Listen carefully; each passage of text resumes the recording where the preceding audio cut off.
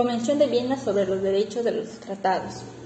Debemos considerar la función que tienen los tratados en un Estado y que cada vez es mayor la importancia que tienen como fuente del derecho internacional y como medio de desarrollar la cooperación pacífica entre las naciones, sea cuales fueren sus regímenes constitucionales y sociales, teniendo presente los siguientes principios.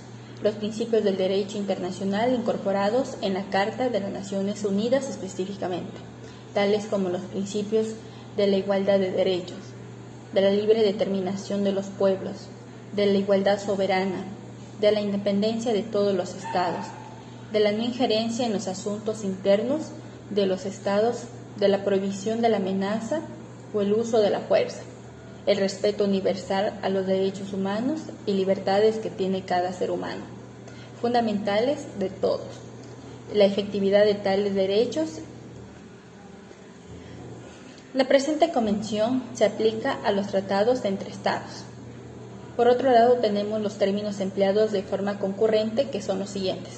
Se entiende por tratado un acuerdo internacional celebrado por escrito entre los estados y regidos por el derecho internacional, ya conste en un instrumento único, en dos o más instrumentos conexos, y cualquiera que sea su denominación particular. Se entiende por ratificación, aceptación, aprobación y adhesión, según sea el caso. El acto internacional, así denominado, por el cual un Estado hace constar en el ámbito internacional su consentimiento en obligarse por un tratado.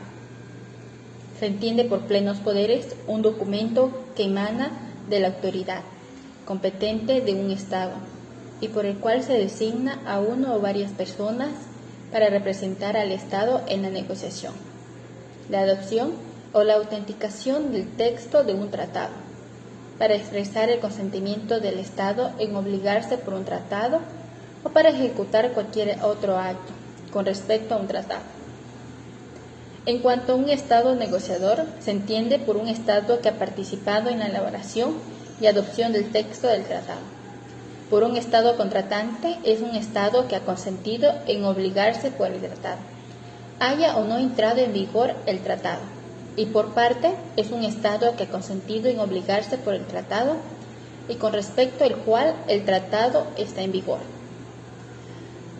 Se entiende por tercer Estado un Estado que no es parte del tratado. Y por último, la Convención nos presenta el término de la Organización Internacional, el cual es una organización intergubernamental y retroactivo de la presente Convención, sin perjuicio de la aplicación de cualquier forma enunciadas en la presente Convención de Viena a los tratados que estén sometidos en virtud del derecho internacional, independientemente de la presente Convención.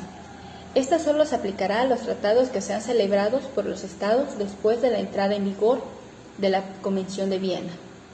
En cuanto a la formulación de reservas, un Estado podrá formular alguna reserva en el momento de firmar, ratificar, aceptar o aprobar un tratado o de adherirse al mismo, a menos que la reserva esté prohibida por el tratado o que el tratado disponga que únicamente pueden hacerse determinadas reservas, entre las cuales no figure la reserva de que se trata.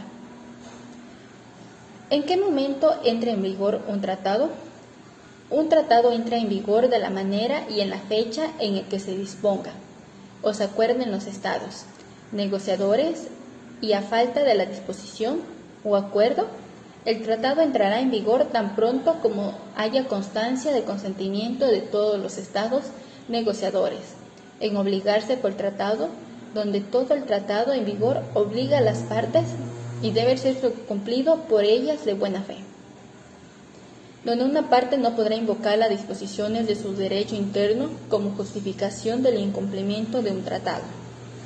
Por último, la presente Convención nos habla de un tratado que será obligatorio para cada una de las partes, por el cual respecta a la totalidad de su territorio. Sin embargo, debemos tener en cuenta que en el Ecuador no se podrá celebrar tratados o instrumentos internacionales en los que el Estado ecuatoriano ceda jurisdicción soberana a las instancias de arbitraje. Caso contrario, son aplicables cada tratado. según lo dispone la Convención de Viena. Gracias.